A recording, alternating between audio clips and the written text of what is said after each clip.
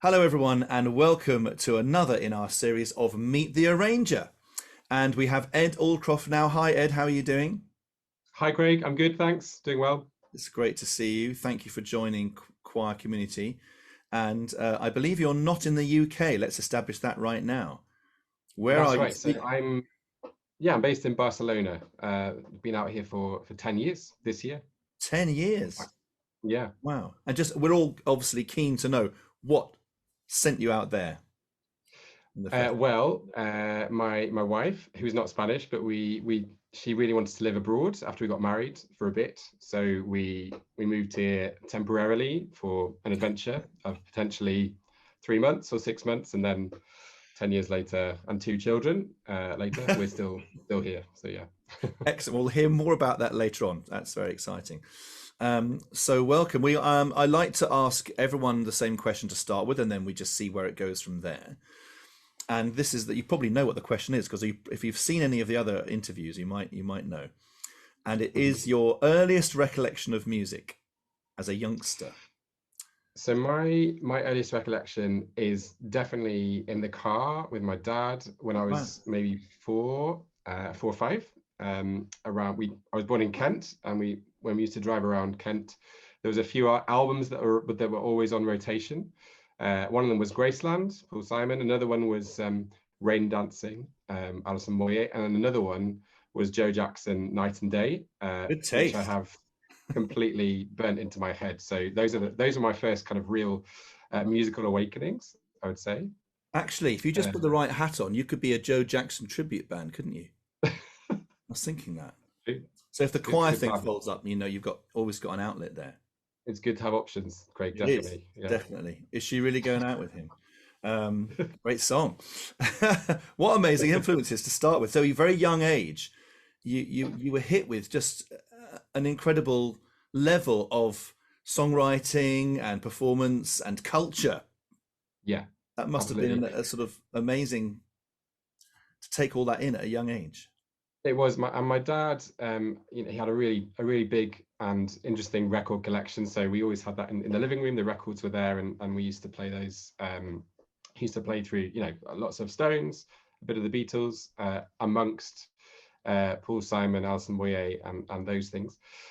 So yeah, we were really exposed a lot to it growing up, but not forced. It was just very much in the house. It was that's how we experienced it. I think just passively, A I would say. natural thing. Were there special types of music for different parts of the week? Would you play something special on a Sunday or a Saturday evening? I don't know. Well, so I think yeah, Sunday was Graceland Day because Sunday was our swimming day, Craig. So it was to the pool, just me and my dad and my brothers, and so we'd have that on almost always, yeah. Um, but no, I mean, it was my dad was quite keen on DIY, is quite keen on DIY, so we used to have that all the time. Joe Jackson in particular was just constantly on, yeah. Good So DIY music. yeah, It's the right, the right yeah, tempo for banging the nails in, maybe. absolutely. Um, Lovely. Well, so and how did that spill out into school? Did you have a primary school musical education? Do you remember somebody who influenced you then? Yeah, so I was born in the south, and we moved up north when I was 6, 7 to Newcastle. Wow.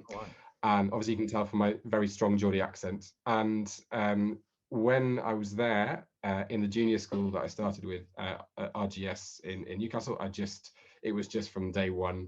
Constantly, I was exposed to choirs for primary schools, and then to any number of musical opportunities. It was just from day one. I was in it and doing everything I could.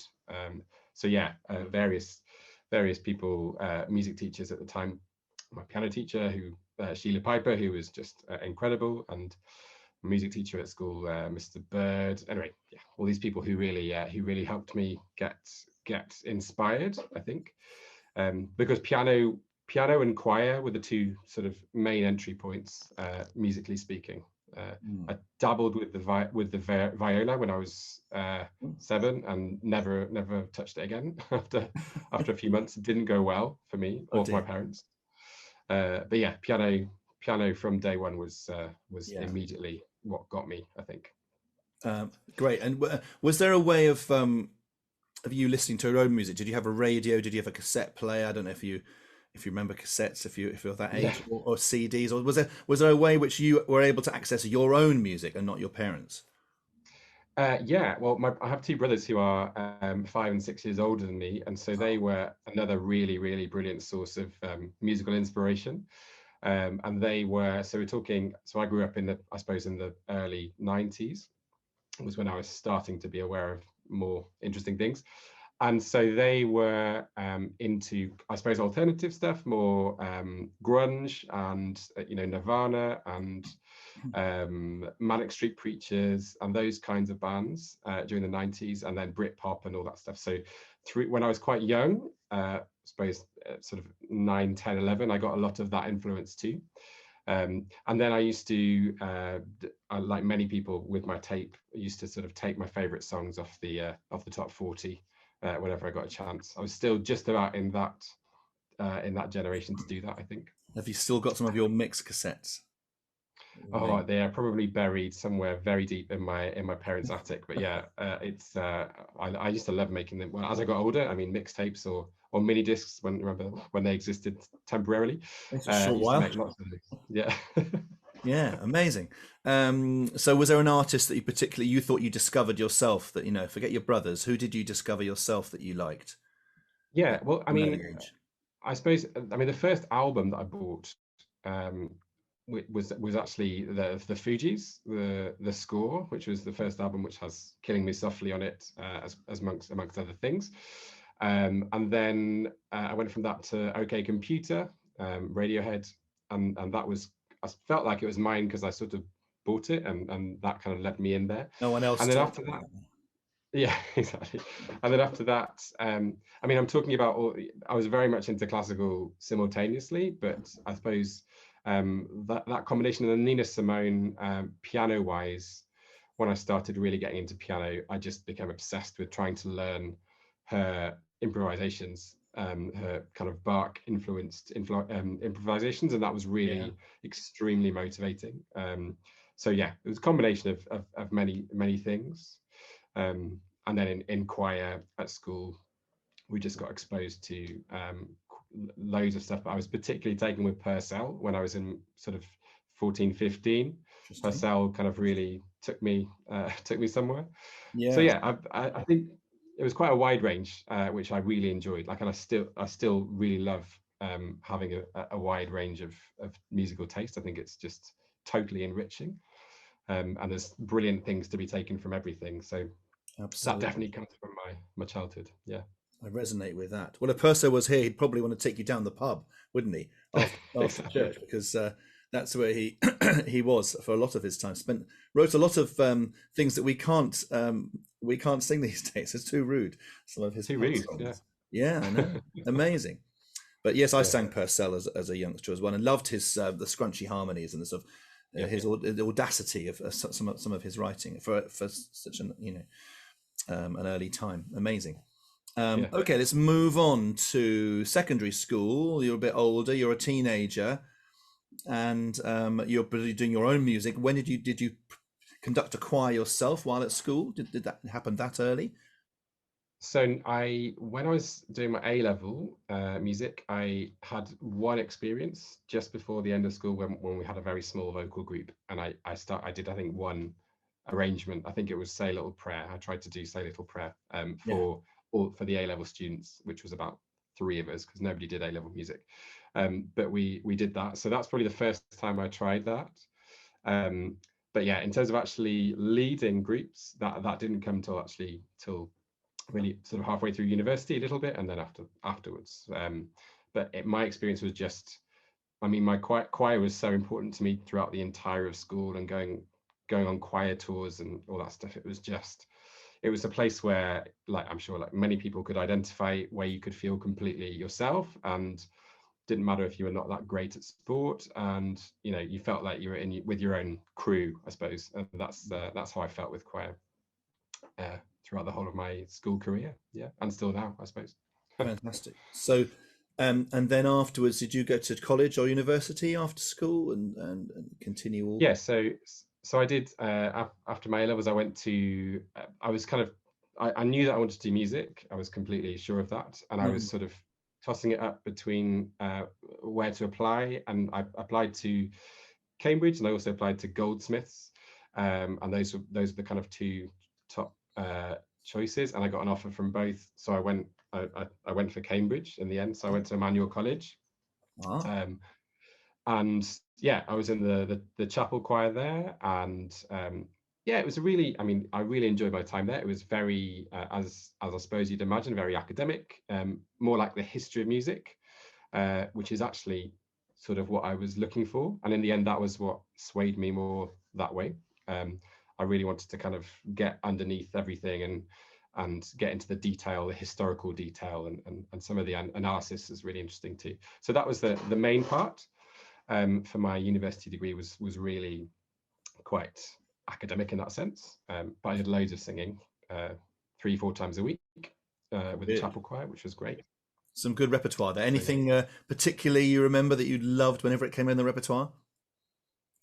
Well, we did a lot of Stanford. We did a lot of anthems. So Stanford came up quite a lot, as Yeah. you might expect. I'm trying to think. See, it feels like a different life now, Craig. But yeah, I suppose Beati Coram, that one. VR. Yeah, I one of sound the like a complete motets. Philistine now. But That yeah, is that one lovely. I love. No, it's lovely. Yeah, that's great. And Yes. then Hear My Prayer, which is Purcell. I absolutely Oh, love right. that one. Yeah. Yes.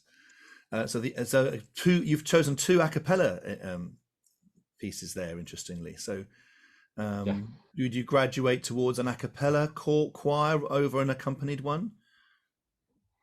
In terms of singing, I Mm. suppose that because the chapel choir was, I mean, we did stuff with organ, but most of it was, a lot of it was unaccompanied. So we'd have lots of unaccompanied singing, and then there'd be the organ parts throughout the service. But actually, a lot of the singing was just as, or just doing the praise and responses, which I also really like when you have a dean that can sing. It's good.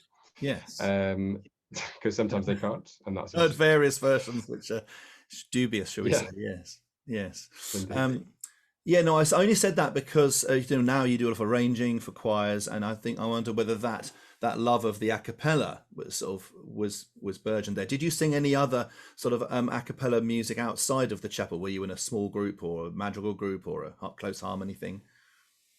No, so in the end, I kind of I focused on, I had the chapel choir as my main musical thing, and then the rest of the stuff that I did around my music degree was actually nothing to do with performance. So I did lots of event management stuff and putting on concerts and all that kind of thing. Yep. And then I organized the end of year party, the ball thing, and I did all that stuff, which was really, I absolutely loved it. So I had a combination of the two things. I think, sometimes it depends on who you fall in with. And I think, yeah, I was really happy with my chapel choir bubble, and that felt good. Mm. I played the bassoon, Craig. I know a very little known fact. But anyway, I play the Not bassoon, anymore. and and occasionally I would kind of help out with the college orchestra or whatever. But yeah, mainly I think I just focused on chapel choir, and then the rest of the things that I did drama and other stuff too, did musicals. So I imagine then that being in the Cambridge bubble and then suddenly not being in it, that's quite a change of culture. So where did you go on to from there? And how did you find your musical feet after university? So yeah, so you've hit the nail right on the head there, Craig, because basically, I got everything that I wanted to get out of Cambridge. I thought it was fantastic for me, exactly what I wanted. But then on the flip side of it, what I wanted was a completely practical experience following that. So when I'd done that academic degree, my brother at the time, well, he was working in youth work in London, and I went to see some of his projects, and it immediately clicked with me, that sense of community work, essentially, of doing something to connect with people of all different backgrounds and types. So that was the kind of the driving force.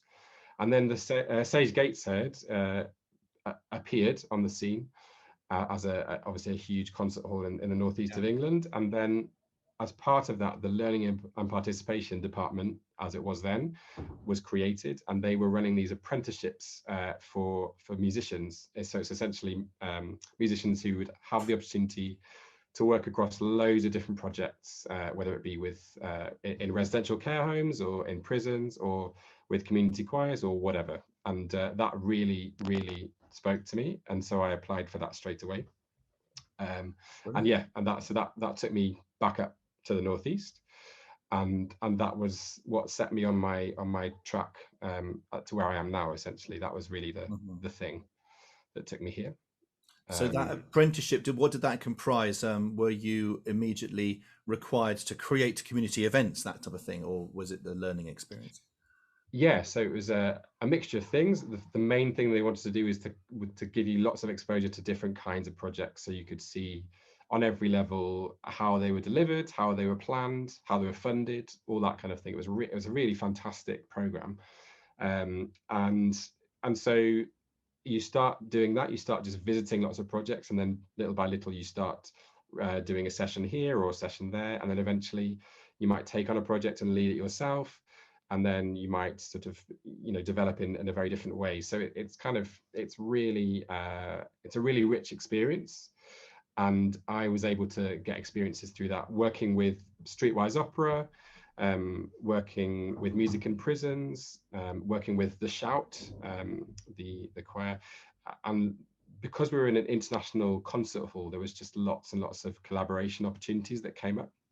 So it really was quite an incredible couple of years of experiences before I then started to work full time there as a musician, as a project musician.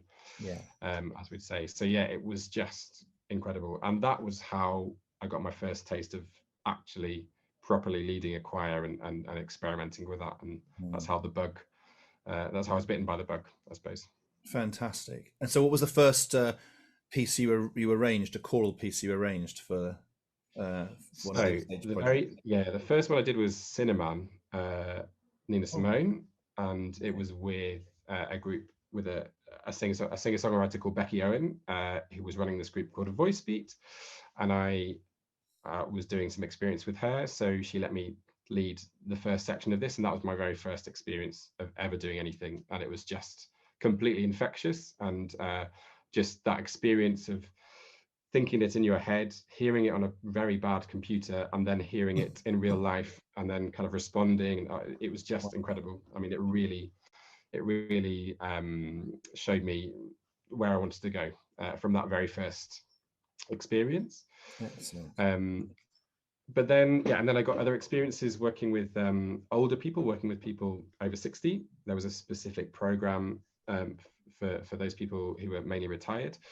And then I was able to start my own choirs with them. So within that period of time, I was leading one classical choir, one musical theatre choir, one folk choir, one world music thing. It was just any opportunity I could just say, okay, I'm going to do this. Is that okay? And they said, yes, go for it. So it was. That's how you kept the variety going of your musical outlets, by having these different choirs doing different things.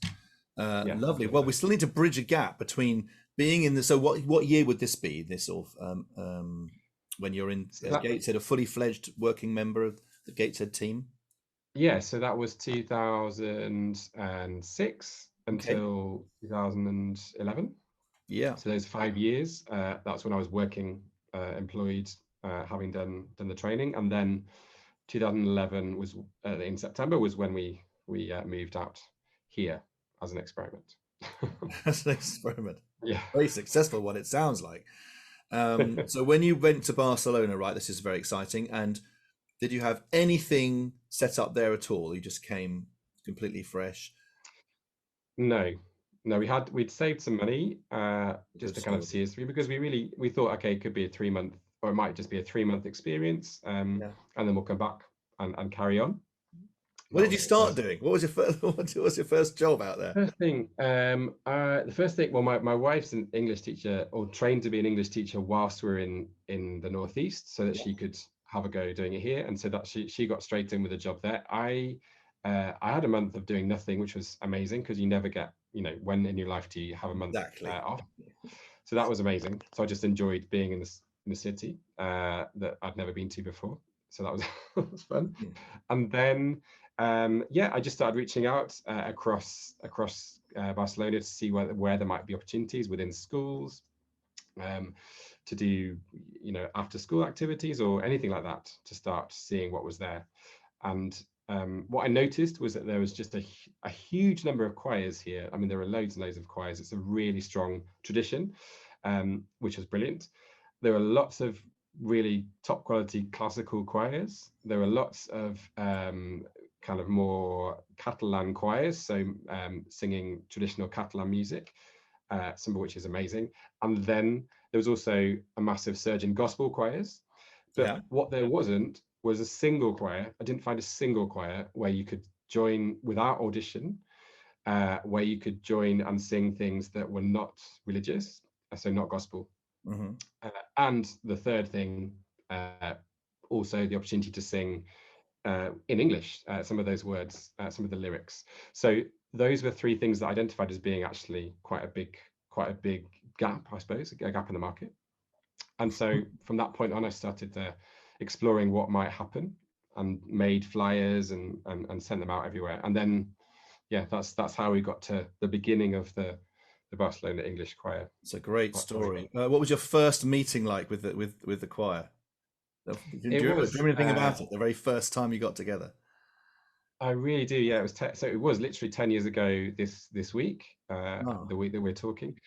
And so it was, I had no idea what to expect, because the idea of it was for people to practice their English. So it wasn't just a choir for expats. It's really about people practicing and developing their English as much as they're singing.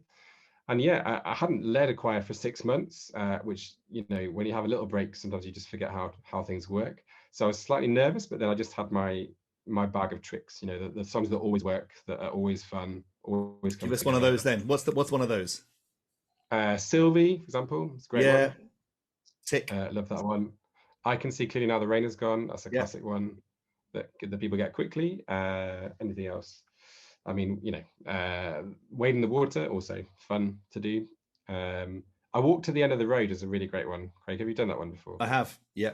Yeah, love that. So those, so those are the ones that always make an impact straight away. If somebody's never sung before, they get an immediate kind of harmony, sort of kick, and it's really easy. So that's how we started it off. And we had about 20 people starting in the first session, which actually I was thinking, oh, that's pretty good. That's not too bad. Mm-hmm. And then I just kept getting email after email after email of people saying, can I join? Can I join? So we just gradually added people. And then suddenly after the summer, there was just an absolute explosion of 100 people wanting to join at the same time. And from there, it's just gone crazy. So no, 10 years later, how many do you have now? So we've got 260 in the choir, members of the choir, paid up members. But then there's a list of people who would like to join as well, but there's not space. So we're kind of looking at ways to accommodate them at the moment. But yeah, we've grown kind of steadily. But now the great thing about having 250 singers is that, especially if you're a new singer, especially if you've not sung before, if you're coming into a room and there's lots of other people around you, then it's such a different feeling. You feel like you're kind of supported by the other singers around you. It's not so exposed. So then it's very easy to add new people because they can just be subsumed into the mass sound, which is great. Wow, must sound amazing. Well, it's fantastic to have you on board. Thank you for being part of our team. And we're about to launch your first collection, which is very exciting. Which is your favourite arrangement that you've done? You can point people towards, because they're going to want to sort of check it out.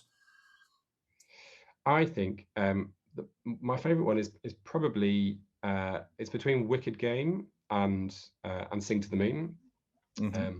Which are both more choral, I suppose, more traditional choral in some ways.